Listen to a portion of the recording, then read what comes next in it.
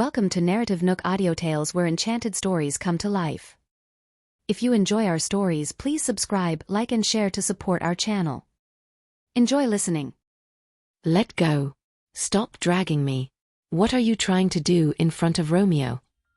Martin's complexion soured, and even the nearby servant couldn't help but whisper, "Serena, this is Martin, your boyfriend." "What boyfriend? I only have one boyfriend, and that's Romeo. Who does this Martin think he is, fit to be my boyfriend?" Martin's heart felt as if it had been struck hard. The servant quickly covered Serena's mouth, murmuring, "Serena, you are drunk. Let's get you back to your room to rest." "What are you doing? Let go of me. I want to be with Romeo. Don't drag me." Serena struggled vehemently. "Serena." Martin's voice was hoarse. "Please drink this tea to sober up." Serena glanced at the bottle of tea in his hand and instantly swatted it away. "Who needs your stuff? Get lost, don't interrupt my date with Romeo." Martin felt his heart shatter into pieces. "Romeo." Serena pretended to wrap her arms around Romeo's neck, standing on her tiptoes to plant a kiss on his lips, so passionate and so focused. Martin's heart churned with mixed emotions, especially since the real Romeo was standing right there, witnessing it all. He picked up the bottle of tea from the ground, thankful it hadn't broken, and handed it back to the servant, saying coldly, "Make sure she drinks it. Tell Mrs. Griffith I had to leave. I'll come by another time to apologize. Mr. Cooper." The servant wanted to follow him, but Serena snapped, "What are you shouting for? Can't you see I'm busy with Romeo? Move aside or I'll slap you." The servant timidly covered half of her face, still burning from Serena's earlier slap. She dared not approach again, but whispered, "Serena, the real Mr. Macmillan is to your front left." Serena paused, looked at the tree in front of her and then to the man on the left who looked just like Romeo. He was really Romeo. Romeo. Overjoyed, Serena rushed towards him. "You like someone who stands out, how about I show you a table-splitting act?" She extended her hand and fiercely aimed at the small round table in front of her. The table remained intact, but her hand was nearly broken. In an effort to impress Romeo, she kept chopping at the table. The servant was terrified and quickly went to call Eunice. When Eunice arrived, she saw Serena treating a slender tree as if it were a stripper pole performing a pole dance for Romeo. Unable to persuade Serena, Eunice could only turn apologetically to Romeo. "Romeo, sorry about this. Maybe you should head home." Romeo knew that the tea party was ruined, so he got up and said, "Mrs. Griffith, I'll visit another day." All right. Once he'd left, Eunice didn't hesitate to grab a cup of water from the table and splash it onto Serena's face. The cold shock brought Serena to a momentary pause before she accused, "You witch, what are you doing? Are you trying to kill me?" Eunice said flatly, "Take her back to her room, I'll go find Bella." As Serena was dragged to her room, she kept shouting, "I've been wronged, I've been framed by villains. Let me go, let me go." Eunice sighed heavily. Later, when Arabella heard about Serena's antics, it left her somewhat shocked. "Miss Bella, thank heavens you're here at last," the housemaid gasped, flinging the door wide open as Bella arrived. At that moment, Serena was no longer in bed. She had been tossing everything from table lamps to vases at the servants, and in a blink, she had dashed to the edge of the balcony, threatening loudly, "If you don't let me see Romeo, I'll jump right off this ledge." Everyone was speechless. Darren, who had rushed over after hearing the commotion, was petrified. "Serena, what on earth are you doing? Get down from there, it's dangerous." Serena paused, her eyes locking onto his, recognition flickering. "Let's talk this out downstairs, come on. You're giving me a heart attack here." It was Darren's first time witnessing his granddaughter's drunken tantrums, and it was a terrifying sight. Without warning, Serena vaulted over the railing and ran towards Darren, wrapping her arms around him with joy. "Romeo, you've finally come. They wouldn't let us be together. They locked me up. Did you come to rescue me? I knew you would." "Serena, what are you thinking? I'm your grandfather." Darren exclaimed, pulling back as Serena moved in to kiss him. "What are you all waiting for? Help me out here." Serena's drunken frenzy was downright horrifying. Belinda had just arrived at the scene and was shocked to see Serena squinting her eyes, ready to smother Darren with kisses. She was frightened and quickly grabbed Serena's hand, saying, "Serena, what are you doing? He's your grandfather." "Arabella? You again, you wretch. Romeo doesn't even like you, why are you here?" Serena shoved Belinda away fiercely. Belinda staggered backward several steps and would have fallen if Bella hadn't caught her in time. What in the world has gotten into this child? A glass of wine and she's this wasted? Belinda asked, still in shock. "Romeo, Romeo." Serena lunged for Darren again. "Serena." Bard, who had just arrived, shouted sharply. His displeasure snapped Serena out of her daze. "Romeo, so you were here." She glanced at Darren again, her expression a mix of disgust and disdain. "Martin? How dare you impersonate Romeo, trying to steal a kiss? Shame on you. I almost fell for it." She raised her hand to hit Darren, but Bard quickly grabbed her wrist. Serena was still smitten. "Romeo, you're so handsome, so strong." Everyone was helpless. "So, you must be Arabella." Serena noticed Eunice standing nearby, her arms crossed, and raised her hand to slap her. "You homewrecker, it's because of you that Romeo and I aren't married. We might have even had kids by now. You little mistress, ruining others' happiness." Darren and Belinda were both frantic to hear such scandalous words from Serena. "Bella, you got any bright ideas? We can't let it go on like this." Darren couldn't bear to watch Serena's state any longer. "Do you want to team up with Arabella against me? Martin, you traitor. Both of you stay away from me. Can we just knock her out?" Eunice had enough of the incessant babbling. "If nobody else will do it, I'll take the swing." The servants all wished they could nod in eager agreement, silently cheering for their madam to take charge. "Hold on a second, let's see here," Arabella intervened. "You all just hold her down for now." Arabella had suspected something was off with that glass of lemonade, but she'd never seen anyone go bonkers quite like this. "What are you trying to do? Stay away from me. Romeo, come save me." Serena clung to Bard tightly. "They're trying to tear us apart." Everyone exchanged uneasy glances. Bard held her steady as the other servants grasped her firmly. Arabella's hand rested on Serena's wrist, feeling for her pulse, which was erratic and strange. She has several toxins interacting within her body. The worst is a hallucinogenic neurotoxin, causing delusions about time, space, and people. She could even spiral into self-deformation, delusions, and thought disorder. There's also something wreaking havoc on her gut flora, leading to acute digestive issues, non-stop flatulence, bloating, diarrhea. "You mean she's been drugged?" Belinda was incredulous and furious. Who would dare to target a member of the Griffith family? Could it be related to the lemonade she drank tonight? Eunice chimed in. At dinner, she had noticed Serena and Arabella acting weird. Could Serena have tried to drug Bella and accidentally poisoned herself? It's possible. Arabella had no concrete evidence linking Serena to the lemonade. Eunice took out her phone and called the restaurant manager. "Is the glass Serena drank lemonade from still around?" "It's been washed and sterilized," the manager responded, puzzled. "Is there something you need? Did you fancy the glass, or was there an issue with the lemonade?" "Never mind, forget it." After hanging up, Arabella mentioned, "I smelled that lemonade. It was just normal lemonade. If the drug dissolved in it, and she drank it all, there's no way to trace it now. Whoever made it must be pretty skilled." Eunice's mind raced at the thought of such a drug. She glanced at Serena. Could she have bought the drug? Serena was still going crazy when Arabella said coldly, "It's not that we can't help her. We'd need 34 different ingredients, simmered on low heat for 6 hours. By that time, she'd probably have recovered on her own." "Are those ingredients hard to find?" Bard inquired. "Some might take half a day to collect." Tea wasn't that Arabella was unwilling to help, she simply didn't have access to the necessary ingredients. Besides, Serena had intended to harm her. There was no obligation to save her. "Is there no other way?" Bard pressed, unable to stand by and watch Serena suffer. If she hadn't drunk that whiskey, acupuncture might have been an option. But with the alcohol reacting with the toxins in her system, it could be fatal.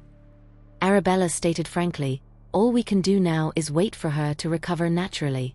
The gathered crowd hadn't expected this outcome and couldn't help but ask, "How long will that take?" "Roughly 10 hours. Serena had already been causing a scene for 2 hours, with 10 more to endure. It made everyone's heart sink. Who could withstand such an ordeal? The servants looked petrified, each praying not to be assigned to tend to Serena. "If we leave her be, will it be life-threatening?" Eunice asked with concern. "Nope, on the contrary, letting it all out is better than using meds. At least it doesn't damage the body, and there's no wasted time recovering later," Arabella stated frankly. "Well, that's easy then.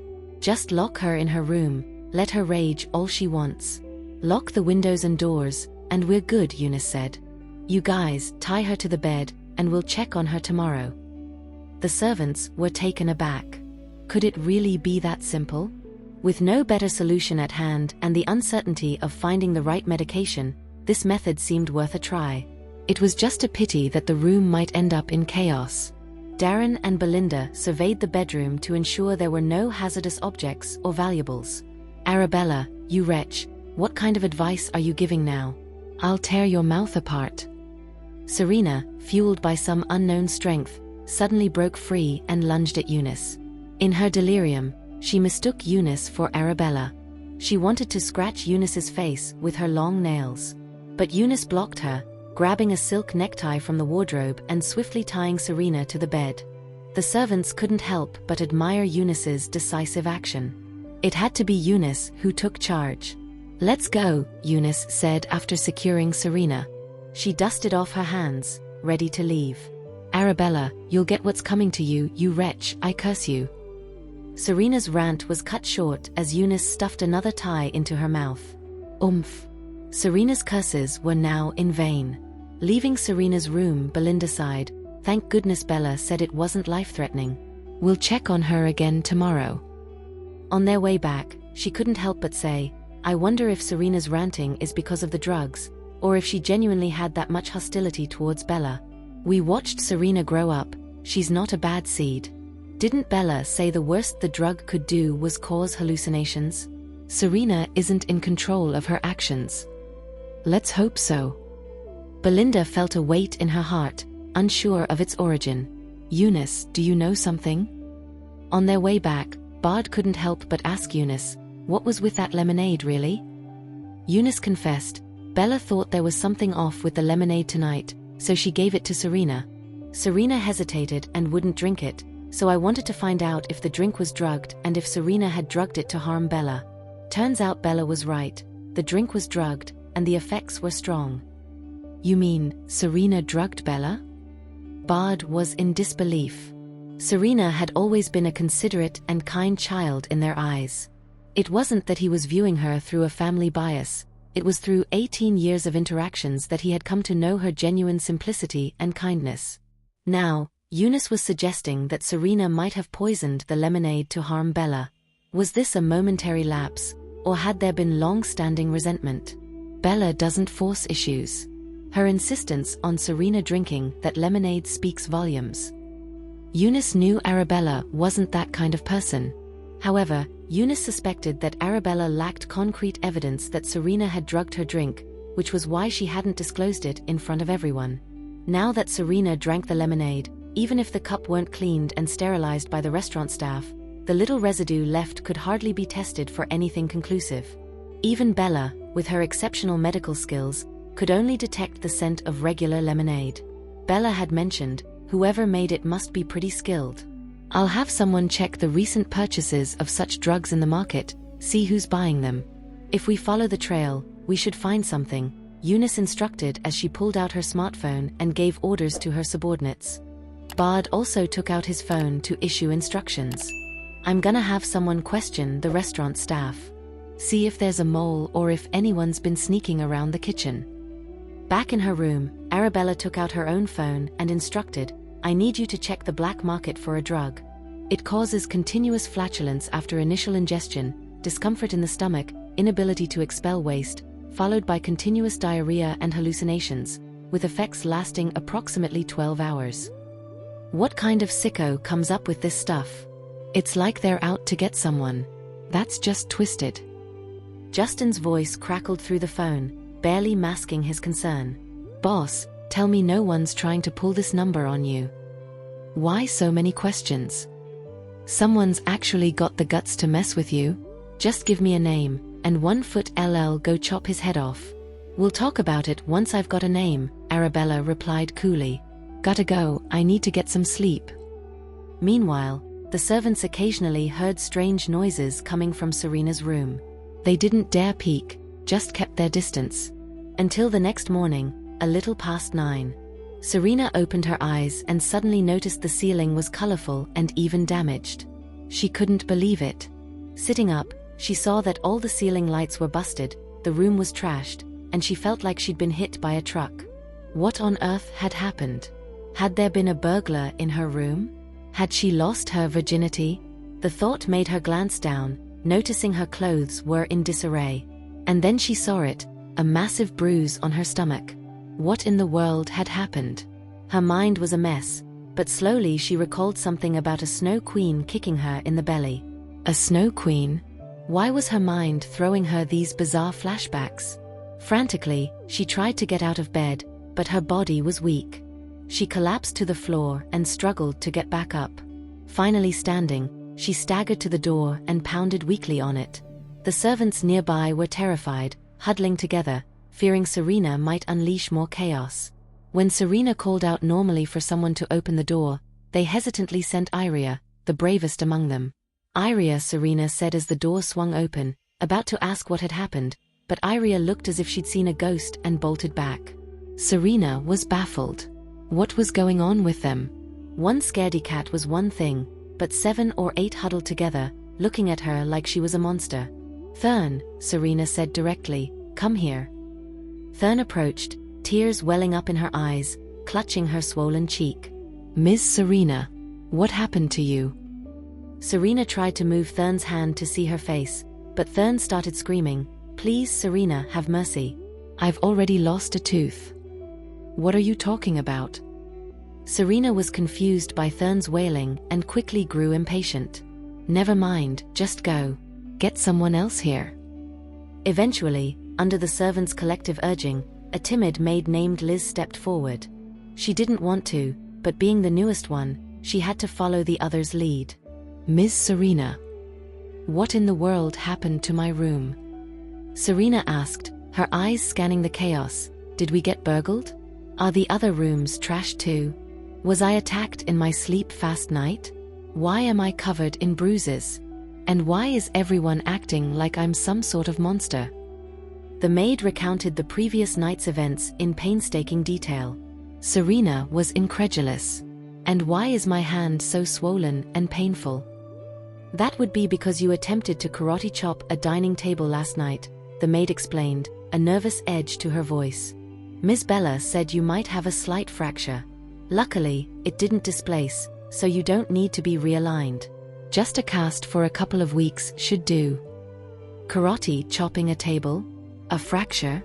The disbelief on Serena's face deepened as the maid continued to spill the beans about her antics upon returning home.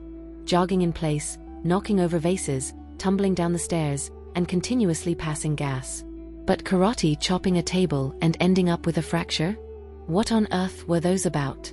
Only under relentless questioning did the maid finally stammer out the full account. Serena felt as if she'd been struck by lightning. She couldn't believe that she had, in front of Romeo and Martin, embraced a tree and smothered it with kisses, attempted a pole dance, and the table chopping. Not to mention the mortifying things she'd blurted out. And it didn't end there. She had even tried to take a shit on Arabella's balcony in front of several servants. She was beyond embarrassed. Because you were causing such a scene last night without any antidote, Eunice had no choice but to tie you to the bed. Saying that, Thurn glanced at the missing tie on Serena's wrist. Clearly, Serena had snapped it during the night. Eunice tied me to the bed? Then how come I'm standing here? Serena looked down at her wrists, noting the layered marks. It seemed she had been restrained with some cord but had broken free. Thurn went on to tell Serena how Serena had tried to kiss her grandfather, hurled insults at her grandmother and Eunice as if they were Arabella, and explained the servant's fear. Last night, you insisted on feeding Zola with a slipper, claiming it was a pastry you'd made. You said not eating it was an insult to you. You tried to pull out Iria's hair, convinced she was wearing a wig and determined to expose her baldness. You also claimed yourself the farm owner, ordering everyone to crawl on the ground like animals. You said the sheep should eat the grass, which turned out to be clothes from your wardrobe, and the cattle should drink water from your toilet. You even slapped Thurn, saying she was a homewrecker, and knocked out some of her teeth. Serena couldn't believe that last night's drug was so strong that it caused her to do so many humiliating things. No wonder the servants looked at her like she was a ghost. Thank goodness, Liz had filled her in, or she'd still be clueless about the extent of her absurd behavior. I didn't do anything to you last night, did I? Serena feigned concern. You were relatively kind to me, Serena. You just made me play a horse, carrying you around the room. The maid hesitated, though you did whip my back with a leather belt for half an hour. It still hurts a bit. Serena winced in empathy. She could never have imagined the bizarre things she'd gotten up to the night before. I'll give you all a bonus later, to apologize. I'm really sorry. I got carried away after drinking last night. After drinking the lemonade, which she realized had been drugged, she had foolishly tried to cover it up by purposely drinking a shot of whiskey in front of her family. She planned to blame all her behavior on the classic excuse of having been drunk. After all, getting a little wild after a few drinks was a common enough tale. I'll go freshen up. Would you mind asking someone to tidy up my room? Serena said, feeling the uncomfortable stickiness all over her skin. Half an hour later, when she got down the stairs after her shower, she immediately noticed Eunice sitting in the prime spot on the couch, looking at her tablet. Eunice was browsing the financial news and looked up at the sound. Feeling better now? Aunt Eunice. Serena's voice was timid, afraid that Eunice might be about to settle scores. Eunice put her tablet aside and with a commanding presence instructed, "Call the doctor over." "Yes, Mrs. Griffith." The servant hurried to get Dr. Justin. "You put on quite the show last night trying to break a table with your bare hands and ended up with a fractured wrist, so I called the doctor to have a look." Serena had a creeping feeling that Eunice was settling scores with her, but expressed her gratitude nonetheless. "Thank you, Eunice." "Serena, take a seat, and let's have a look at that hand," said Justin, a renowned orthopedic surgeon and one of the Griffith family's trusted doctors. Sitting down on the couch, Serena could feel Eunice's penetrating gaze and began to explain, "I had too much to drink last night and did a lot of ridiculous things. I wouldn't have believed it myself if the servant hadn't told me. I'm so sorry for my behavior, Eunice. I didn't mean to be so disrespectful." Eunice, cutting straight to the point, asked, "Have you always had feelings for Romeo? Haven't you moved on?" "It's not like that. Bella and Romeo are the perfect couple. Besides, I'm with Martin now." "From what I see, you don't seem too fond of Martin." Eunice's words made Serena anxious. "Eunice, whatever I said or did last night was beyond my control. If I could have controlled it, why would I let myself be so embarrassed? It was all that whiskey." "Was it the lemonade, perhaps?" Eunice's gaze was challenging. Serena played dumb. "What about the lemonade?" "It was the whiskey that did me in last night. I just couldn't handle it. But the doctor found hallucinogens and other toxins in your system." "How do you explain that?" "You mean, someone drugged my drink?" Serena's eyes widened in disbelief. "At your restaurant, who would dare? Did you find out who it was? Was it the whiskey? Or the food? Did any of you get affected too? You really don't know anything?" Eunice's tone suggested she wasn't easily fooled. But Serena insisted, "Eunice, why would I drug myself? What's in it for me? What if you meant to harm someone else but ended up harming yourself by mistake?" Eunice's suggestion left Serena stunned and in disbelief. Eunice always had an air of cool authority, and right now, her gaze was piercing. Facing Eunice's imposing demeanor, Serena felt the weight of her gaze. Eunice was Serena's elder, her presence and intensity outmatching Serena's. Just then, Serena faintly heard her grandfather's footsteps descending the stairs, and tears welled up as she asked with a hoarse, aggrieved voice, "What are you implying, Eunice? Everyone at the dinner table last night is family. Not to mention the years we've spent together, even my sister, who's only been back in the family for half a year, has given me precious gifts and shown me nothing but kindness. How could I harm anyone? Why would I harm you all?" Darren was stretching leisurely when he came down the stairs, only to hear the choked sobs of Serena. Instinctively, he quickened his pace. Reaching the bottom, he saw her eyes, red and swollen with tears. What on earth happened here? He glanced from Serena, who seemed pitiful, to the imposing Eunice, who sat at the head of the table, completely baffled by the scene. Had the two argued? "Serena, you're awake. And what's with the cast on your arm? Eunice, what's going on here?" Serena's tears streamed down her cheeks as she sobbed. "Grandpa, do you really think I would harm you? Last night, I just started feeling sick all of a sudden. I mentioned it in the car, didn't I? I felt like I was going to be sick, and after we got out, I don't know, I started hallucinating." She continued through her tears. "I can't remember what happened next. If it weren't for the servants telling me, I wouldn't believe I did all those bizarre things last night. I'm covered in bruises, and I have no idea how I got them. How could this possibly be related to being drugged?" "Being drugged? What are you talking about? Eunice, you suspect that Serena drugged herself?" Darren asked, confused. "Does that even make sense? There's no benefit to her in doing that. What if she meant to drug someone else and accidentally took it herself?" Eunice asked coldly. "So in your eyes, I'm that kind of venomous person? We were having such a lovely family dinner last night. Who would I possibly want to harm? Why would I want to harm any of you? After 18 years, do you really see me as a heartless monster?"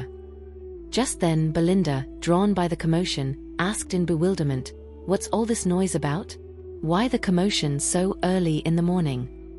"Aunt Eunice, if you prefer Bella because she's blood-related and wants to get rid of me, just say it. Why accuse me unfairly? I'm a victim here. I'm humiliated in front of my boyfriend. I'd rather be dead. Now you also misunderstand me." Serena's tears flowed as she clung to Belinda's neck, weeping bitterly. Belinda had never seen her granddaughter so devastated, crying in her embrace.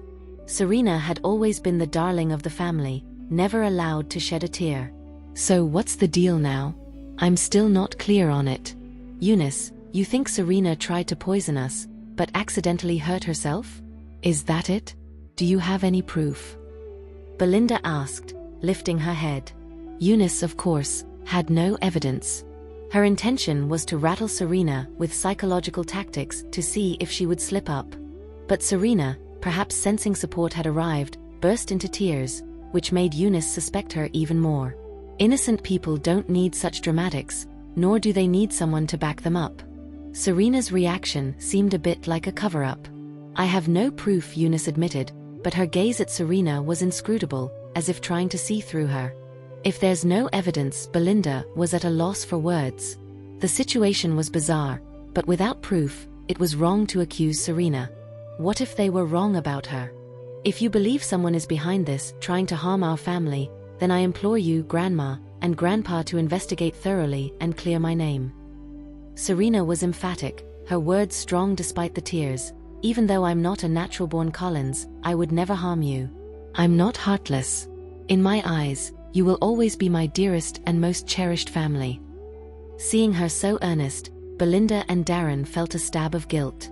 It seemed they had indeed wronged Serena.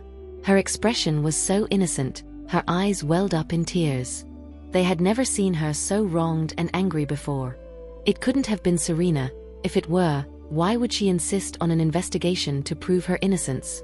"Serena, your aunt was just asking casually. She meant no harm," Belinda comforted. "She too wants to uncover the truth quickly to clear the air for everyone.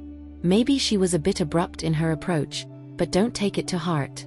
It's not just your aunt, your grandfather and I will make sure there's a thorough investigation.